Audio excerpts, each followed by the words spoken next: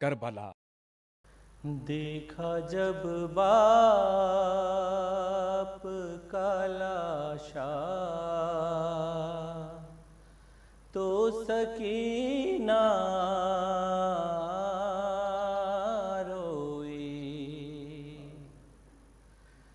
دیکھا جب باپ کا لاشا تو سکینہ روئی، شمر نے مارا جو درہ، شمر نے مارا جو درہ تو سکینہ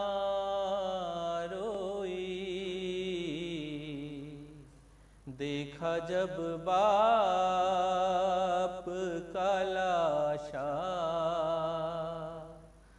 تو سکینہ روئی، چاہتی تھی کہ بولے آئے اسے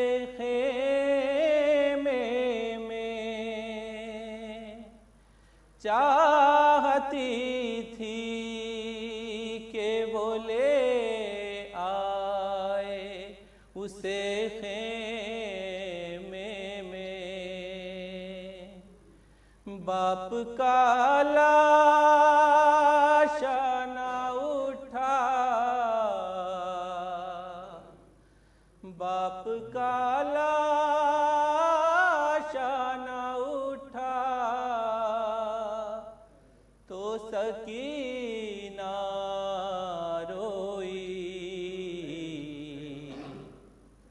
دیکھا جب باپ کا لاشا تو سکینہ روئی، اوڑھ کر سر پہ ردا، کان میں در پہنے ہوئے، اوڑھ کر سر پہ ردا، کان میں در پہنے ہوئے، سامنے آئی جو رملہ، سامنے آئی جو رملہ تو سکینہ روئی، دیکھا جب باپ کا لاشا تو سکینہ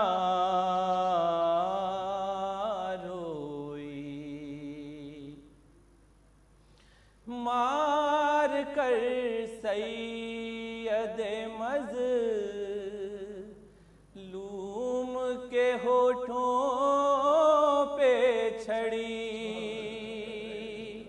جب ہنسا حاکم کوفہ، جب ہنسا حاکم کوفہ تو سکینہ روئی، دیکھا جب باپ کا لاشا تو سکینہ روئی، قید میں سنتے ہوئے باپ کے سر سے لوری، قید میں سنتے ہوئے باپ کے سر سے لوری، زخمی ہونٹوں کو جو जख्मी होठों को जो देखा तो सकीना रोई। देखा जब बाप का लाशा तो सकीना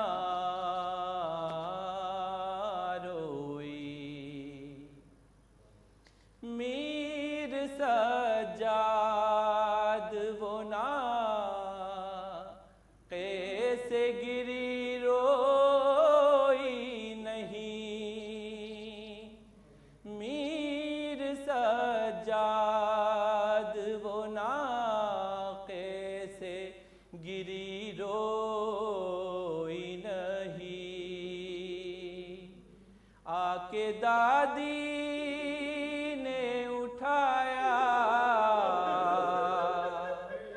आके दादी ने उठाया तो सकीना रोई। देखा जब बाप का लाशा तो सकीना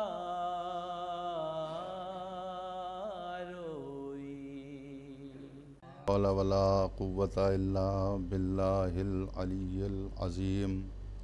अऊज़ु बिल्लाहि मिनश शैतानिर लईनिर रजीम।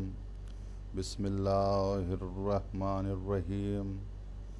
अल्हम्दुलिल्लाहिल्लज़ी हदाना लिहाज़ा वमा कुन्ना लिनहतदिया लौला अन हदानल्लाह। लक़द जाअत रसूलु रब्बिना बिलहक़ वस्सलातु वस्सलाम अलन नबिय्यिल उम्मिय्यिल क़ुरैशिय्यिल हाशिमी अबिल क़ासिम मुहम्मद व अला अहले बैतिहि तय्यबीन ताहिरीनल मासूमीनल मुंतजबीन व लअनतुल्लाहि अला आदाइहिम अजमईन। अम्मा बअदु फ़क़द क़ाल अल्लाहु तबारक व तआला फ़ी किताबिहिल मुबीन व अस्दक़ुल क़ाइलीन। बिस्मिल्लाहिर रहमानिर रहीम। लक़द ख़लक़नल इंसाना फ़ी अहसनि तक़वीम। सलावत भेजने वाले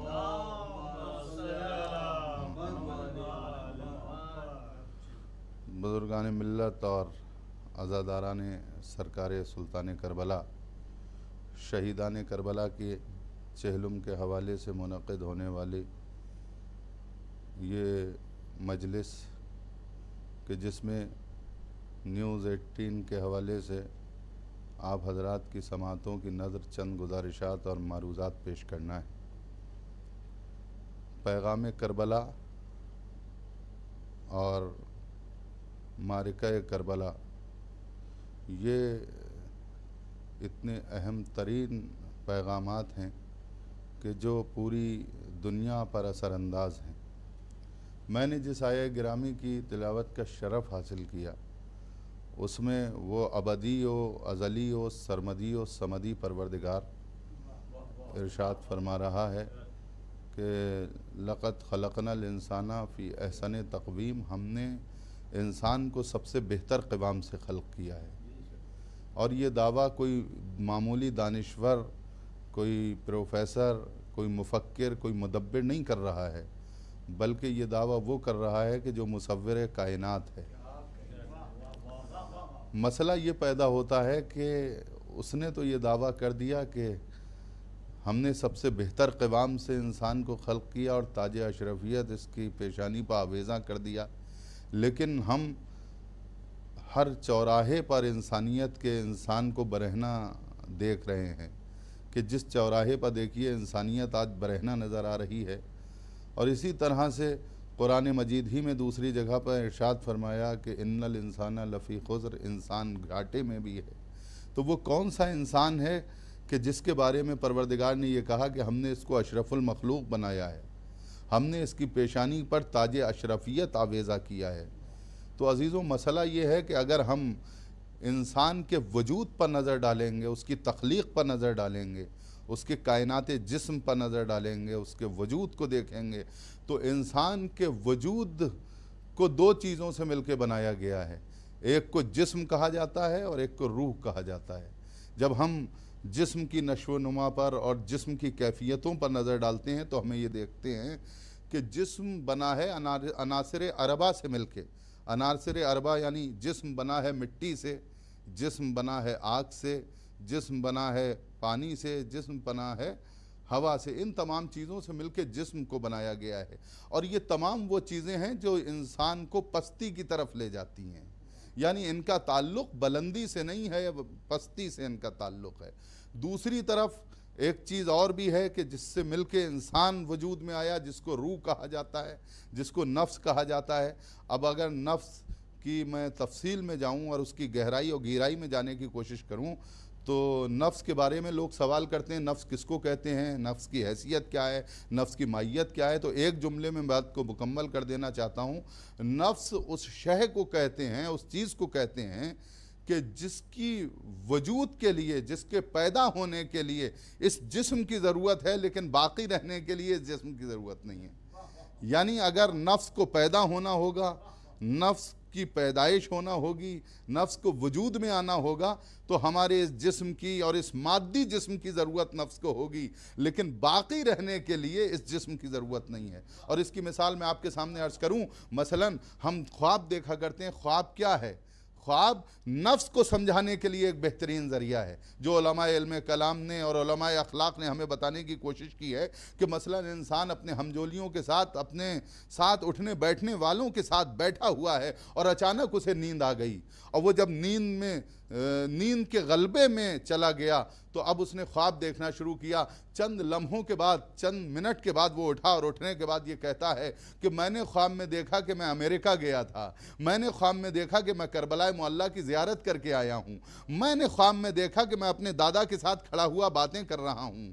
تو اس کا مطلب یہ ہے کہ وہ لوگ جو بیٹھے ہوئے تھے، جو گفتگو کر رہے تھے، یہ ان کی باتیں تو سن نہیں پا رہا ہے، لیکن یہ کیسے کربلا کی زیارت کرایا، اس نے کیسے اپنے والدین کی باتوں کو سن لیا، اس نے کیسے خواب میں اپنے دادا کی بات کو سن لیا۔ اس کا مطلب یہ ہے کہ نفس کے اندر وہ قوت پائی جاتی ہے۔ خواب کے ذریعے سے نفس کو سمجھنا ہے کہ نفس کے اندر وہ قوت و طاقت و صلاحیت پائی جاتی ہے کہ اسے سننے کے لیے کانوں کی ضرورت نہیں ہے، اسے دیکھنے کے لیے آنکھوں کی ضرورت نہیں ہے، اسے جانے کے لیے اس جسم کی ضرورت نہیں ہے، لیکن پیدا ہونے کے لیے اس جسم کی ضرورت ضرور ہے۔ اب تھوڑا سا نفس کو سمجھنے کی کوشش کریں اور اس جسم کو سمجھنے کی کوشش کریں تو نفس کی کیفیت یہ ہے، نفس کا تعلق ہے بلندی سے، نفس کا تعلق جسے روح کہا جاتا ہے، اس کا تعلق ہے بلندی سے، اس کا تعلق ہے ارتقاء سے۔ اور میں آپ کے سامنے عرض کروں کہ روح چار چیزوں سے مل کے بنی ہے، جس طرح سے جسم چار چیزوں سے مل کے بنا ہے، میں نے ابھی آپ کے سامنے عرض کیا تھا، اسی طرح سے روح کو بھی چار چیزوں سے مل کے بنایا گیا ہے۔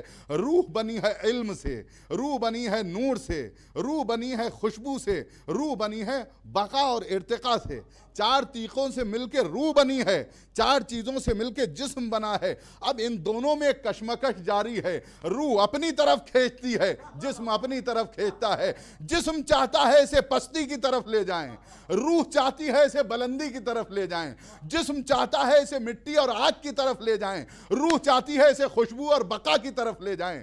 روح چاہتی ہے اسے بلندی کی طرف لے جائیں، روح چاہتی ہے اسے معراج ابدیت کی طرف لے جائیں، روح چاہتی ہے اسے بندگی کے کمال کی طرف لے جائیں، روح چاہتی ہے اسے انسانیت کی بلندی کی طرف لے جائیں، روح چاہتی ہے اسے ارتقاء کی طرف لے جائیں، روح چاہتی ہے اسے اس بلندی کی طرف لے جائیں جہاں اسے دیکھا جائے تو یہ ایک عظیم انسان نظر آئے، ایک عظیم متنفس نظر آئے، ایک بلند و بالا شخصیت نظر آئے۔ تو عزیز و روح اور جسم میں یہ کشمکش جاری رہا کرتی ہے۔ ہمارے یہاں کے ایک مرحوم شاعر تھے سردار ضیاء سیتھلی، انہوں نے عجیب و غریب شعر کہا تھا، مجھے موت کے حوالے سے ویسا شعر نظر نہیں آیا۔ انہوں نے شعر اس انداز سے کہا، کچھ دیر جسم و جاں میں عجب کشمکش رہی، کچھ دیر جسم و جاں میں عجب کشمکش رہی، پھر میں قفس کی قید سے آزاد ہو گیا۔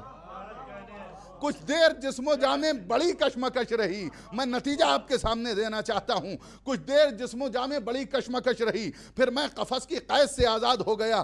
روح چاہتی ہے کہ میرا لامتناہی سفر جاری ہو، کیونکہ روح کے وجود کے لیے، روح کی بقا کے لیے جسم کا باقی رہنا ضروری نہیں ہے۔ جسم چلا جاتا ہے، روح باقی رہتی ہے۔ جسم ختم ہو جاتا ہے، روح باقی رہتی ہے۔ لیکن جب تک یہ روح اور یہ نفس اس جسم کے قید خانے میں رہتا ہے تو اس میں ایک کشمکش جاری رہتی ہے۔ روح اپنی طرف کھینچتی ہے، جسم اپنی طرف کھینچتا ہے۔ لیکن اگر وہ مادہ، وہ کیفیت اور وہ نفس کی کیفیت کہ جس کو نفس امارہ کہا جاتا ہے، اور اس میں دوسری کیفیت جس کو نفس لوامہ کہا جاتا ہے، نفس امارہ وہ کیفیت ہوتی ہے نفس کی جو گندگی اور پلیدگی کی طرف لے جانا چاہتی ہے جسم کو۔ نفس لوامہ وہ کیفیت ہوتی ہے جو جسم کو روکنا چاہتی ہے، روح کو حاوی کر دینا چاہتا ہے نفس، یعنی روح حاوی ہو جائے۔ اب ہمیں دیکھنا یہ ہے کہ روح ہمارے اوپر حاوی ہوتی ہے یا جسم ہمارے اوپر حاوی ہوتا ہے۔ اگر ہم نے نفس لوامہ کو حاوی کر دیا اور نفس امارہ کو مار دیا تو ہماری کیفیت یہ ہو جائے گی کہ دامن نچوڑ دے تو فرشتے وضو کریں۔ صلوات بھیج دیں محمد والے محمد۔ تو یہ نفس کی کیفیت ہے۔ انسان جہاں نفس کے اوپر قابو کر لیتا ہے۔ اب میں نے نفس کی دو قسمیں آپ کے سامنے بیان کی، ایک نفس امارہ اور ایک نفس لوامہ۔ نفس امارہ وہ نفس ہے جو برائیوں کی طرف کھینچتا ہے، نفس لوامہ وہ نفس ہے جو ہمیں اچھائیوں کی طرف لے جاتا ہے، نفس امارہ پر حاوی کہا کرتا ہے۔ اسی کے ساتھ ساتھ ایک نفس اور بھی ہے جس کو نفس مطمئنہ کہا جاتا ہے۔ ہم نفس لوامہ کی منزل تک تو پہنچ سکتے ہیں لیکن نفس مطمئنہ کی منزل تک نہیں جا سکتے، کیونکہ نفس مطمئنہ اس اہم مقام کا نام ہے جہاں کمال بندگی ہوتی ہے، جہاں معراج انسانیت ہوتی ہے، جہاں پہنچنے کے بعد تمام پردے ہٹا دیے جاتے ہیں۔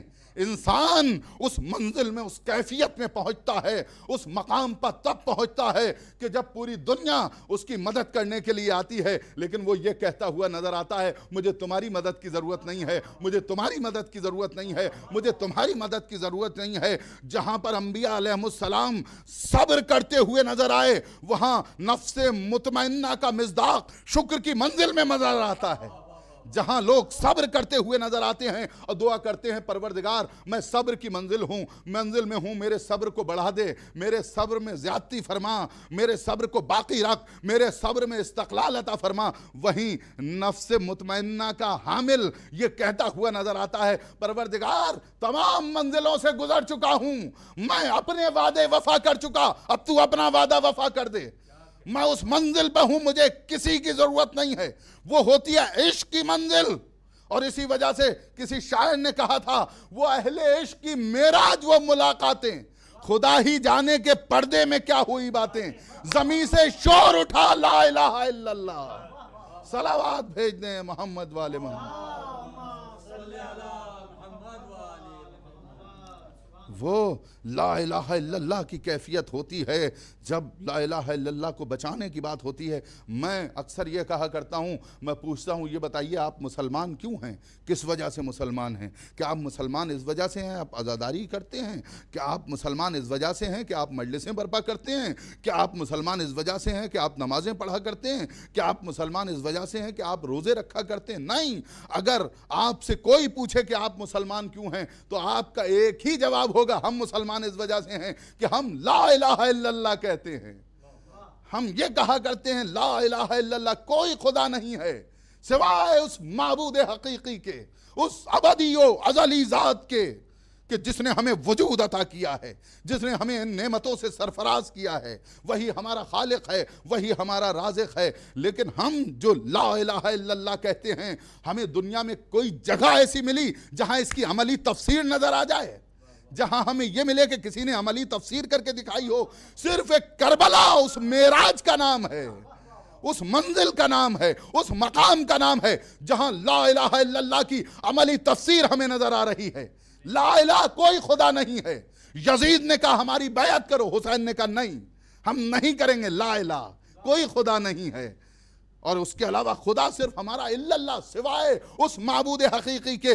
حسین نے سر کو سجدے میں رکھ کے کہا لا الہ الا اللہ، سبحان ربی العلی و بحمدہ، سبحان ربی العلی و بحمدہ۔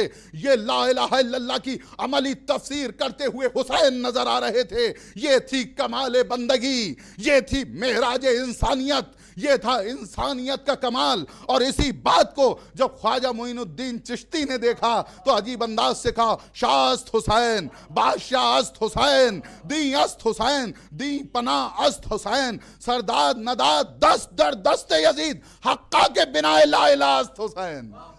خواجہ معین الدین چشتی نے بتایا کہ حق یہ ہے کہ بنا لا الہ حسین ہیں۔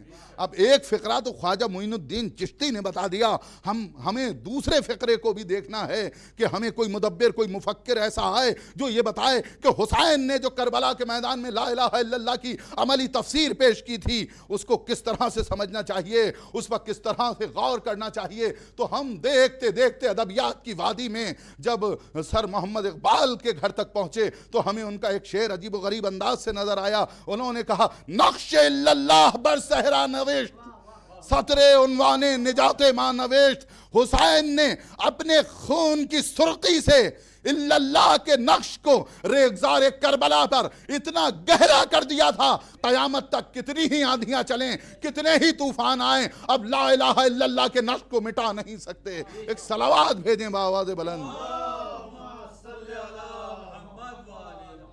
اور حسین جو لا الہ الا اللہ کی عملی تفسیر کربلا کے میدان میں پیش کر رہے تھے، وہ لا الہ الا اللہ کی عملی تفسیر بھی تھی اور انسانیت کا ایک پیغام بھی تھی، انسانیت کی بقا کا ایک میسج بھی تھی۔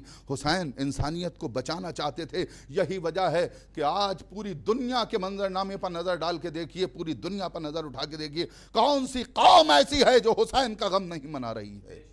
کون سا قبیلہ ایسا ہے جو حسین کا غم نہیں منا رہا ہے؟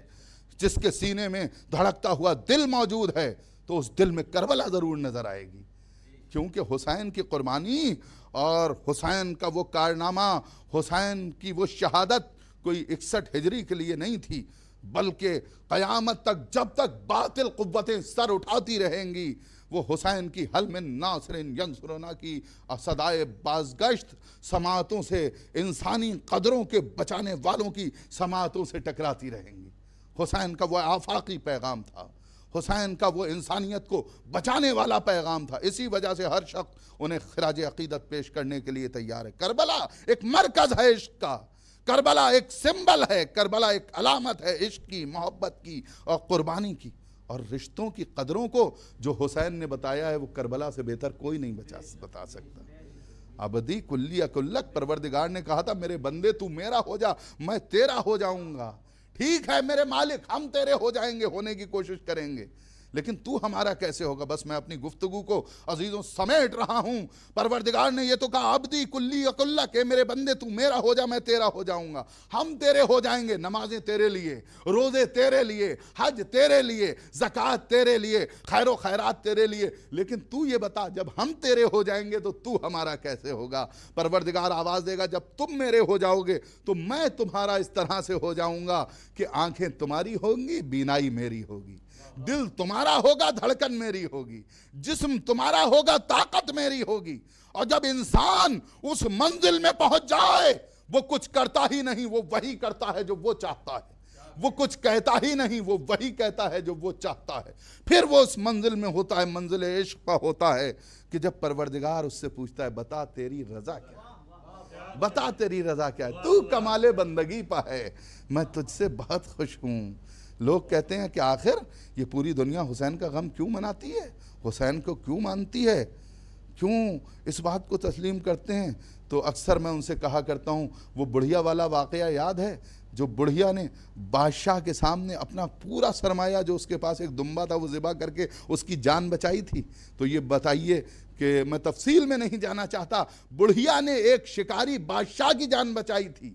اب اگر وہ بڑھیا بادشاہ کے دربار میں جائے تو بادشاہ کو کیا کرنا چاہیے؟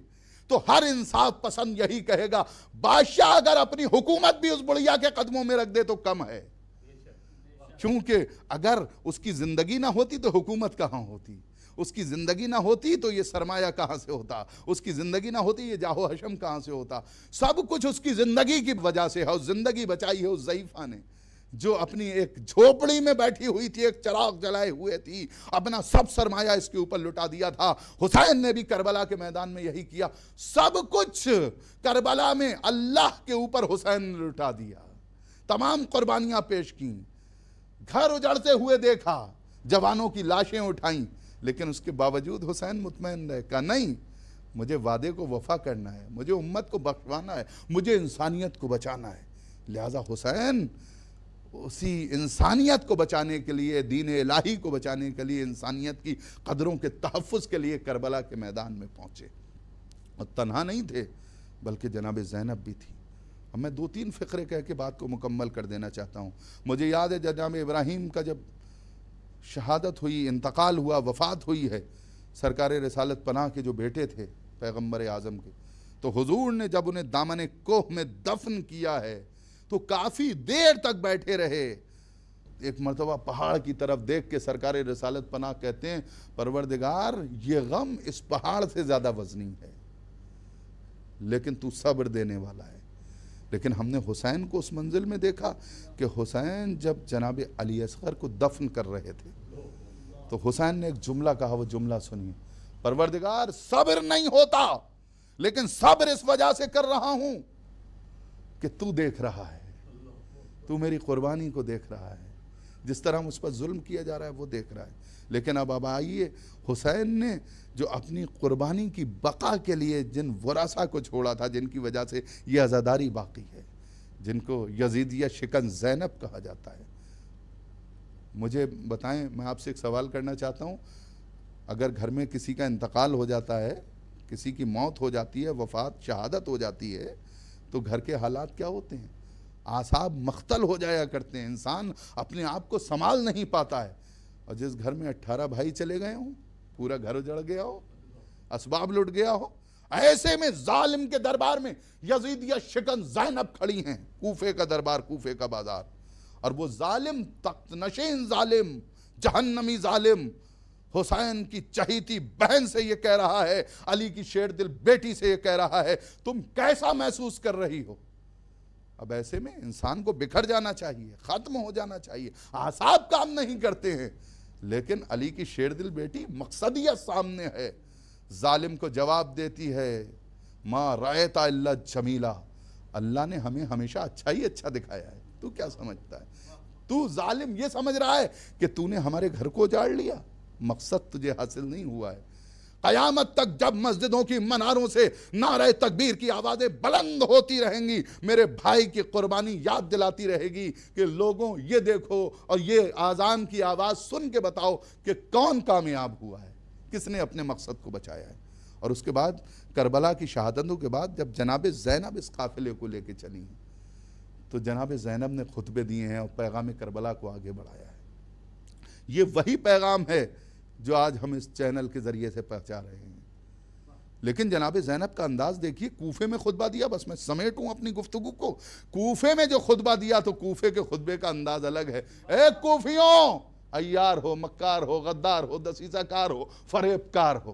اور اس کے بعد جب یہی زینب اس ظالم یزید کے دربار میں پہنچی ہے جو اپنے آپ کو سپر پاور سمجھ رہا تھا، 700 کرسی نشین، اور وہ معمولی لوگ نہیں تھے، اس میں عمرا تھے، اس میں سفرا تھے، اس میں ارکان حکومت تھے، اس میں ارباب حکومت تھے، اس میں ریاستوں کے امیر، سفیر، کبیر سب بیٹھے ہوئے تھے، پوری ریاست کے آئے ہوئے لوگ بیٹھے تھے، چھوٹی چھوٹی ریاستوں کے سربراہان بیٹھے ہوئے تھے۔ ایسے میں وہ ملعون ظالم اپنی بڑائی کرنا چاہتا ہے اور بتانا چاہتا ہے، اور قرآن کی آیت کے ساتھ اپنا خطاب شروع کر رہا ہے، وَتُعِزُّ مَن تَشَاءُ وَتُذِلُّ مَن تَشَاءُ۔ حسین کی بہن زینب، علی کی شیر دل بیٹی زینب، یزیدیہ شکن زینب سر کو جھکائے ہوئے کھڑی ہیں، لیکن اس ملعون نے جیسے ہی یہ بتانے کی کوشش کی اللہ نے ہمیں عزت دی ہے، ایک مرتبہ جناب زینب کو جلا لایا گیا، آواز دی، امن العدل یبن طلقہ، کیا یہی عدل ہے طلقہ زادے؟ جناب زینب نے اس جملے کے ذریعے سے یزید کو اس کا ماضی یاد دلا دیا۔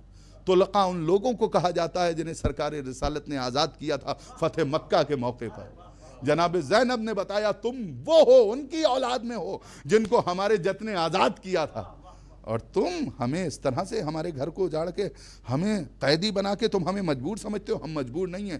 اور اس کے بعد جناب زینب نے حیدری جلال کے ساتھ کہا تو اپنے آپ کو مختار سمجھتا ہے، تو اپنے آپ کو حاکم سمجھتا ہے، تو اپنے آپ کو سربراہ سمجھتا ہے، بتا میں تجھ سے پوچھنا چاہتی ہوں اگر تو اتنا بڑا مختار ہے، تیرے اختیار میں سب کچھ ہے، تو یہ جو روشن دان سے روشنی آ رہی ہے، یہ جو ہوا آ رہی ہے، اسے روک کے دکھا۔ جیسے یہ کہا سب خاموش ہو گئے، لیکن جناب زینب کے خطبے کے اور لہجے کے اس جلال نے، جو وہاں قیافہ شناس بیٹھے ہوئے تھے، جو عمراء رؤساء بیٹھے ہوئے تھے، انہوں نے محسوس کیا۔ چند افراد تاب نہ لا سکے، اپنی جگہ پر کھڑے ہو گئے، اور کھڑے ہونے کے بعد کچھ قیافہ انداز آئے ہوئے مہمان سربراہوں نے ایک دوسرے سے یہ کہا کہ ارے یزید کے دربار میں اتنی جرات، اس طرح سے گفتگو کرنا، اس طرح سے کہنا، یہ کسی میں ہمت نہیں ہو سکتی۔ اس طرح سے تو بات ظالم کے دربار میں، حاکم کے دربار میں یا علی گفتگو کر سکتے ہیں یا ان کی بیٹی گفتگو کر سکتی ہے، یہ ہو نہ ہو علی کی بیٹی ہے۔ جناب زینب نے کہا اب دکھا اپنا اختیار، اور اس کے بعد جناب زینب نے کہا اگر تو میرا اختیار دیکھنا چاہتا ہے۔ ایک مرتبہ جناب زینب نے یزیدیہ شکن زینب نے نگاہیں اٹھا کے کہا اس کو کہنا تھا۔ خاموشی، سناٹا، سکرات کا عالم، جانوروں کے گلوں میں پھڑی ہوئی گھنٹیاں خاموش ہو گئیں، کسی میں بولنے کی ہمت و تاب نہ تھی۔ کہا دیکھ وہ تیرا اختیار تھا جو تو کچھ نہیں کر سکتا، یہ میرا اختیار ہے۔ کسی نے کہا کہ حسین کی بہن زینب کیا ثابت کرنا چاہتی ہوں؟ کہا میں اختیار دکھانا چاہتی ہوں، میں مجبور نہیں ہوں، میں مختار ہوں، ہم مصلحتاً انسانیت کو بچانے کے لیے